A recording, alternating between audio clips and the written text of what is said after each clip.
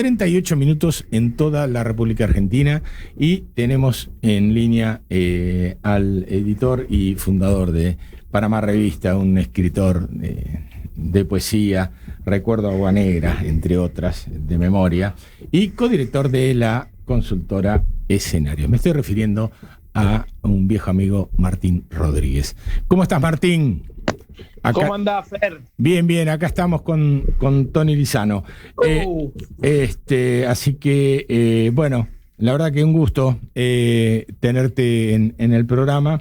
Y a ver, él estaba escuchándote en otro medio colega, cuando, refiriéndote a John William Coop, hiciste tu propia versión del tema diciendo la clase media es el hecho maldito del país peronista. Por supuesto que eso va en boca tuya, no de Cook. Pero me encantaría que empezáramos por ahí, ¿no? Desarrollando un poco este concepto, porque justamente es la clase media el sector claramente más perjudicado, la media baja, y sobre todo la famosa autopercepción que tiene muchísima gente de ser de clase media cuando en realidad no pasa de ser una expresión de deseo, ¿no? Así es. Nosotros los argentinos tenemos bastante, ¿cómo decirlo? Tenemos le ponemos mucho énfasis a la idea de que tenemos excepciones, no excepcionalidades, ¿no? Somos un país que le dio un papa al mundo, que a la vez era un papa, no solo era un papa católico, no era un hombre católico, sino además era un papa peronista.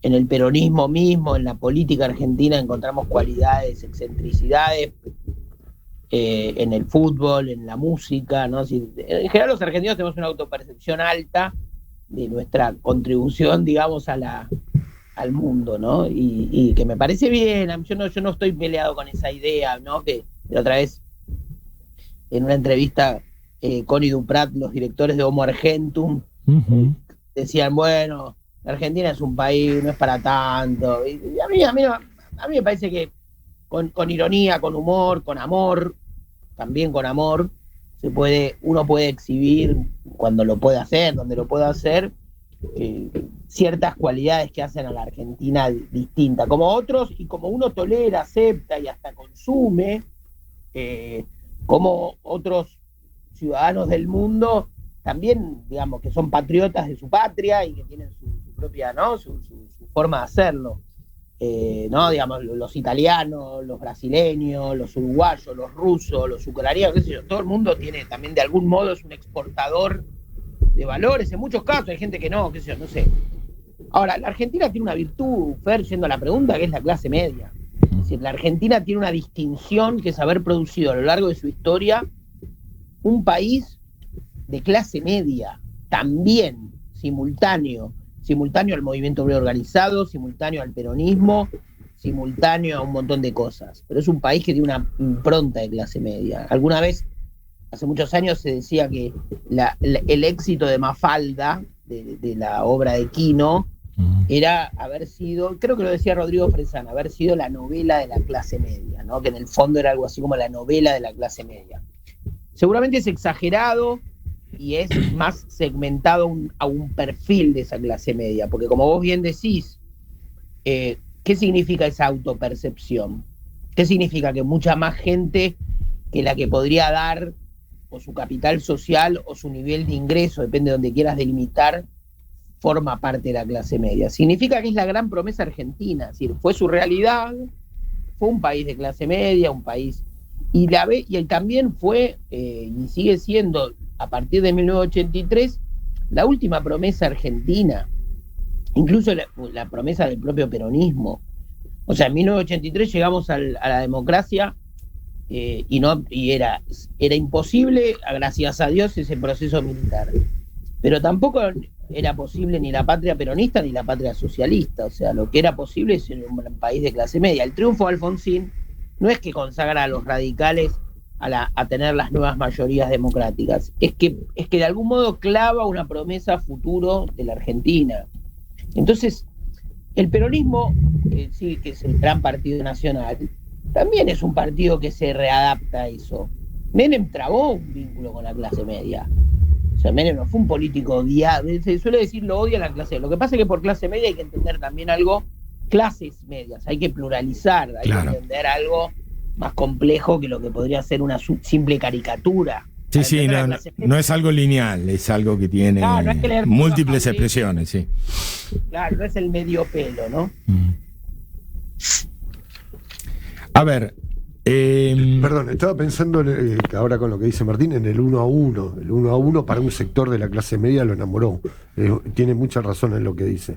El 1 a 1 de Menem enamoró a una parte importante de la clase media. En una situación muy parecida a la que sucedió, por ejemplo, el primer semestre de este año, en el cual se movilizaron 12 millones de argentinos a distintos destinos, pero todos ellos fuera del país, ¿no? Quien más pudo se fue a Europa, Estados Unidos, y si no, con el Fiat Duna o el Renault 12 a Brasil, pero... Bueno, es que uno diría, si la clase media fuera una canción y la pasás al revés, dice dólar barato, dólar barato, dólar barato. Algo de eso es cierto, pero también creo, el peronismo, tuvo que primero aceptar que no tenía la mayoría automática, que no era la mitad más uno en los votos. Claro. El peronismo del 83, no el peronismo de Perón, pero era una máquina electoral. Pero era una máquina electoral. De hecho, corriendo a Cámpora, entró Perón a jugar y lo votaron hasta los antiperonistas. O sea, Perón era una máquina electoral. Él, quiero decir, era un imán electoral. Muerto Perón, el peronismo no murió, pero el peronismo tuvo que mutar. Bueno, no te lo voy a contar esta historia a vos, Fer, pero digamos, la renovación peronista también significó una modernización y una democratización del peronismo. El peronismo pasaba a ser un partido de la democracia. Un partido que aceptaba la derrota, cosa que no se dice. Cosa que no se dice. Desde 1983 para acá, el peronismo en cualquiera de sus versiones, la de Menem, la de Kirchner, la de Duhalde, la que quieras, aceptaba sus derrotas, aceptó sus derrotas, se fue a la casa. Los presidentes que fueron presos siempre fueron peronistas, ¿viste? O sea, quiero decir, con esto no quiero tampoco lo quiero victimizar el peronismo. Lo que quiero decir es que aceptan las reglas del juego. Claro. Se democratizó. Y eso fue una contraseña también para cierta clase media que tradicionalmente era antiperonista, y me decía, bueno, el peronismo, y mucha gente, bueno, como decía Tony recién, digamos, mucha gente habrá votado a Menem con ese dólar barato de clase media, y mucha gente dice, con Menem fue la primera vez que voté al peronismo. Y otra gente progresista habrá dicho, con Kirchner fue la primera vez que voté al peronismo. Es decir, siempre son formas de conquista. Por eso te digo, cuando uno dice clase media, dice clases medias, dice en plural. Y cuando uno dice clases medias, está diciendo también convivencias contradictorias y tensiones. Vos tenés un sector progresista y un sector más reaccionario. En plena batalla cultural, eso lo vivimos juntos, porque yo en mi currículum tengo anotado haber sido parte de la tropa de noticias urbanas. Pleno quilombo, que salíamos a la calle, digamos. Sí, en ese momento, la discusión, la batalla cultural, Clarín sí, Clarín no, era una guerra, tenía la forma, no quiero simplificar ni caricaturizar, pero tenía también la forma de una pelea de consorcio de un edificio en Caballito. Claro. El vecino que que veía TN contra el vecino progre del Página 12 o Tiempo Argentino. O sea, estaba ahí anidado en las tensiones de sectores intelectuales también entre sí, en sectores universitarios, bueno, todo lo que conocemos. Entonces, cuando uno dice clase media, está diciendo algo que es muy abrasivo, que invade, que no es una cosa, no es un segmento solamente, ¿no? Por eso de ahí es mi reivindicación, vos sabés que la hago desde el peronismo también. Sí, me consta. Por eso te lo pregunté. Productor de clase media. Sí, el peronismo produjo clase media. Produjo ascenso. ¿Qué es producir ascenso social si no es producir clase media? Exactamente, y es justamente una de las cuestiones que más nos preocupan ahora, ¿no?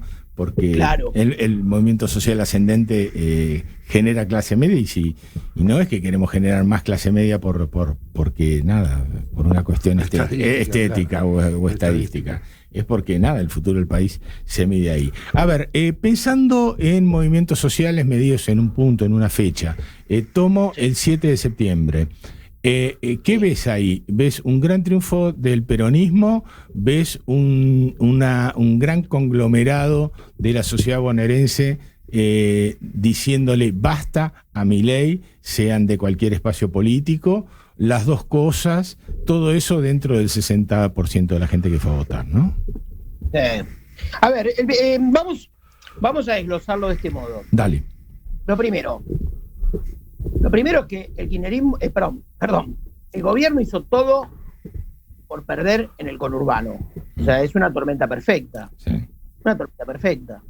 O sea, vos suspendés obra pública, bajás al mínimo las políticas sociales, abrís importaciones, perjudicás pymes, digo, no sé, retenés alimentos para no distribuir en determinados momentos, digo, qué sé yo. O sea, hiciste todo. O sea, el grueso del voto del Gran Buenos Aires no teníamos demasiados argumentos que no fueran puramente antikirchneristas para ir a votar. No lo tenían. No existían esos argumentos. Entonces, no seamos, digamos, ¿qué esperaba el gobierno? ¿Ganar en el Gran Buenos Aires? Esperaba ganar. Tampoco la relación con el campo del gobierno fue una relación tan... fíjate lo que pasó ahora. Sí, licuó un éxito. Es una máquina hacer estas cosas, ¿no? Tener un éxito. Exacto. Y que las 48 horas sea un fracaso absoluto. Exacto. ¿No? Está bien, le puso tope, pero ya sabemos, jugó para los grandes del campo y perjudicó a los productores. Y la bronca del campo es grande. Uh-huh. No tiene, si querés, la impronta contra de la 125, pero bueno, pero es grande. Entonces, era difícil que gane el gobierno en su peor año. Porque, digamos, de los 2 años que tuvo, el año pasado fue un año más sorpresivo, porque generó un cierto equilibrio de gobernabilidad. Este año viene de mal en peor, peleas internas, el triángulo de hierro era el triángulo de Bermuda, o sea, era un desastre. Entonces, ¿por qué iba a ganar? Y el vacío no existe. Y cuando uno dice, bueno, hay crisis de representación, bueno, con que hubiera algo a mano, y en ese sentido creo que Axel fue eficaz. Fue un buen vaqueano de la provincia a la que llegó hace algunos años. No es un bonaerense como lo es Duhalde, pero es un gobernador atento, vio que existía la posibilidad.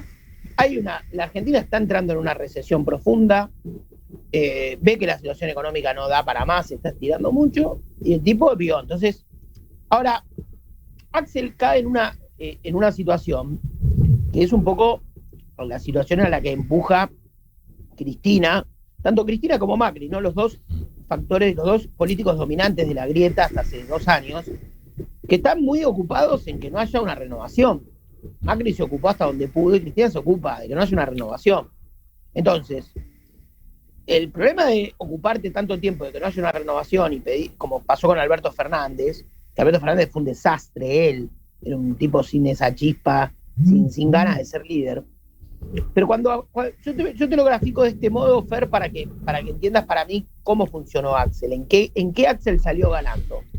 Cuando Alberto Fernández lo acorralaron y le dijeron que use la lapicera, la situación en la que lo colocaban a él está descrita por la psicología de este modo. Se llama doble vínculo, que es cuando a vos te ubico en un lugar paradójico. Es como que yo te diga a vos, ahora Fernando te diga, Fer, sé espontáneo, ¿no? Entonces, lo que le dijeron a Alberto fue ejercer el poder. Y el tipo lo ubicaban de ese modo, en un lugar paradójico, en el cual el único ejercicio posible era contra Cristina. La única fundación de poder que tenía a mano Alberto Fernández era contra quienes le pedían que lo ejerza. Claro. Porque si no, lo otro que era una obediencia. Entonces le decía, no, peleate con los poderosos. Kirchner se peleó primero con Duhalde antes que con Manieto, ¿no? Sí, o sea, claro. Primero tenés que fundar tu propio poder y lo tenés que fundar un poco contra quienes te mentan, ¿no? Entonces, Cristina acelera ese proceso, lo deja y lo de Alberto fue una bancarrota moral. El tipo se llevó la pelota, la pinchó, se escondió, hizo todo lo que ya sabemos. Axel Kicillof, que además tiene un ADN ideológico absolutamente compartido con el kirchnerismo, con Cristina, con quien quiera, porque no era de la cámpora, pero decime en qué se diferencia tanto. Axel Kicillof optó por bancársela un poco.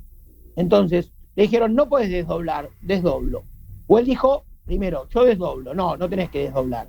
Igual desdoblo.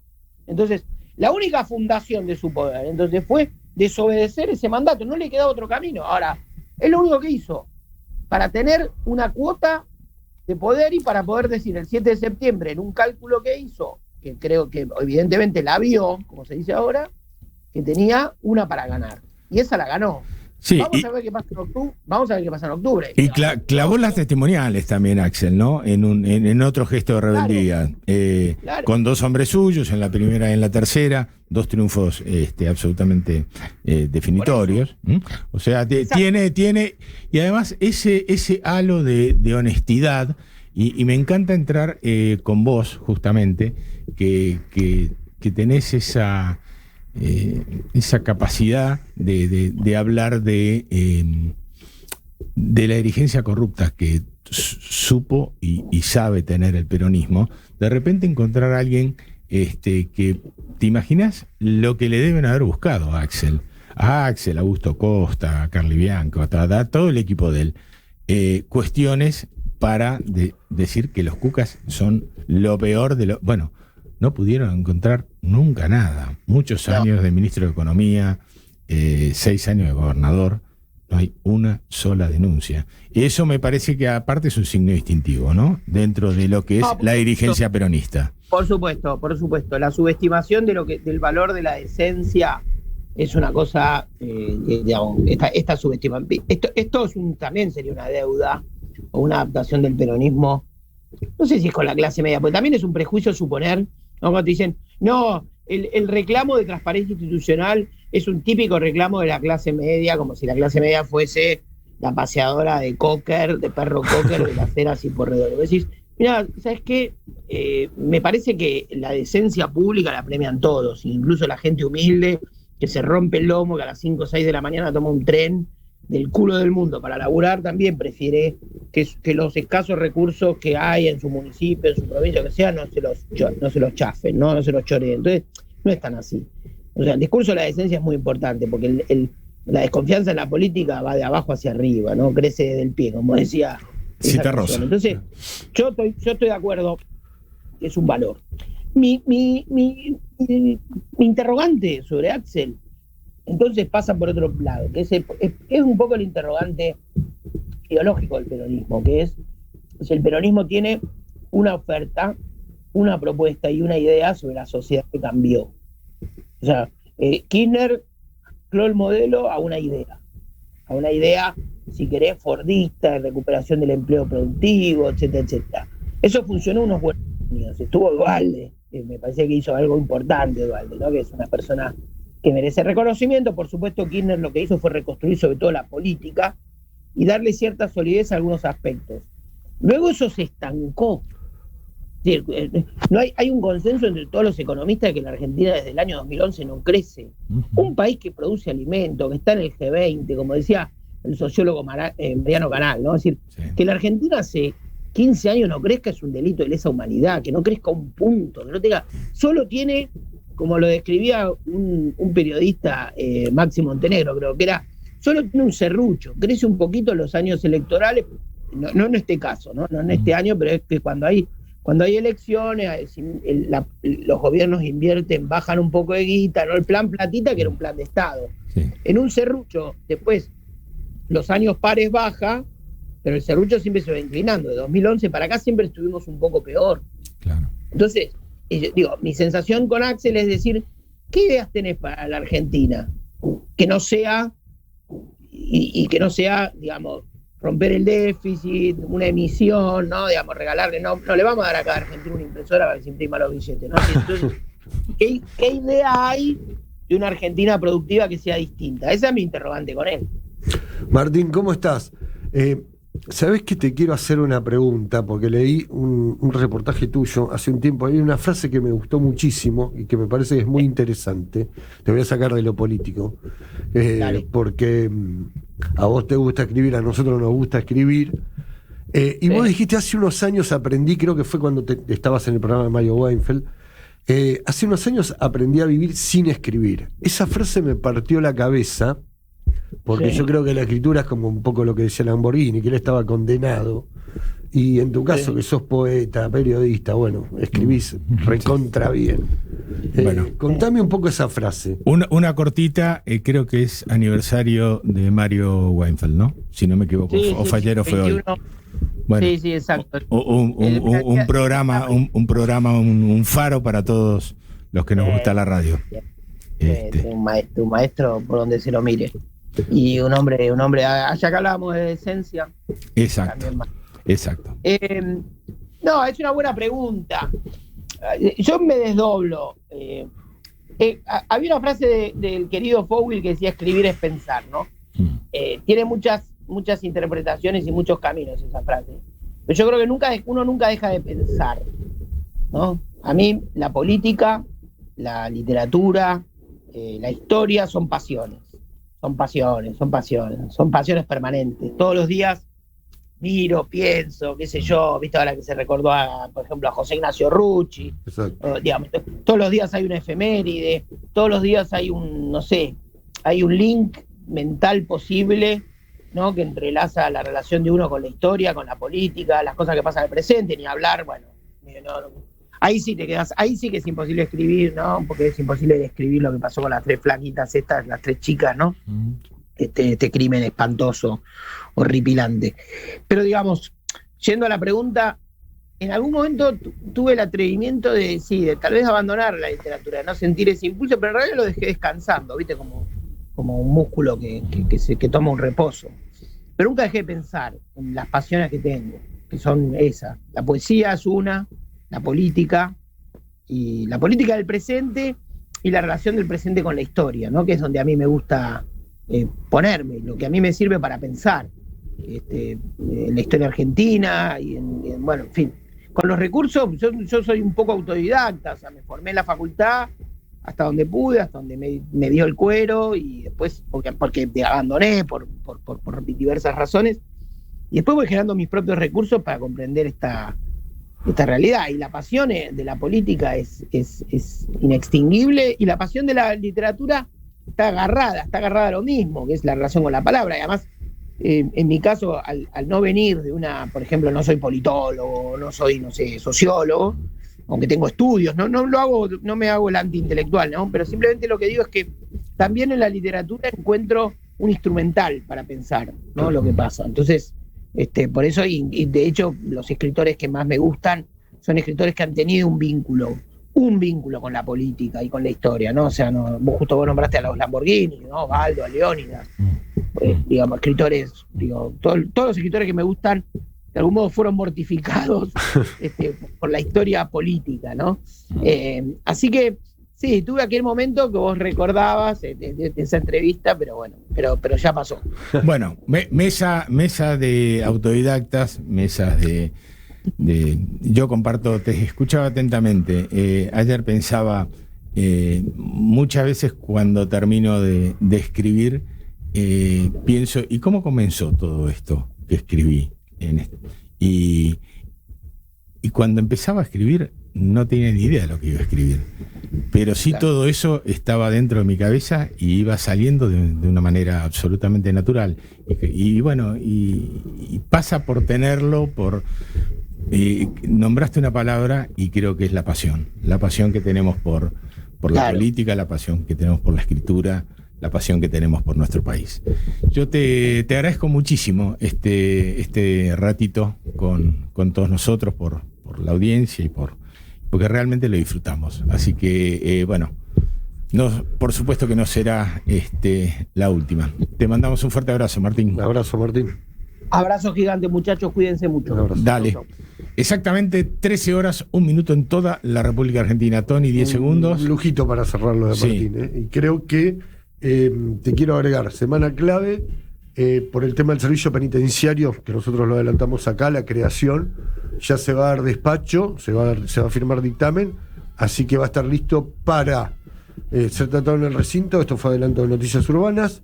Y se viene el presupuesto. Ya estamos en días de presupuesto porteño. Le entramos al martes con eso. Gracias, Gonza, una máquina esto, como siempre. Nosotros nos reencontramos el día martes, ¿no? A las 12 del mediodía. Que tengan ustedes muy buenas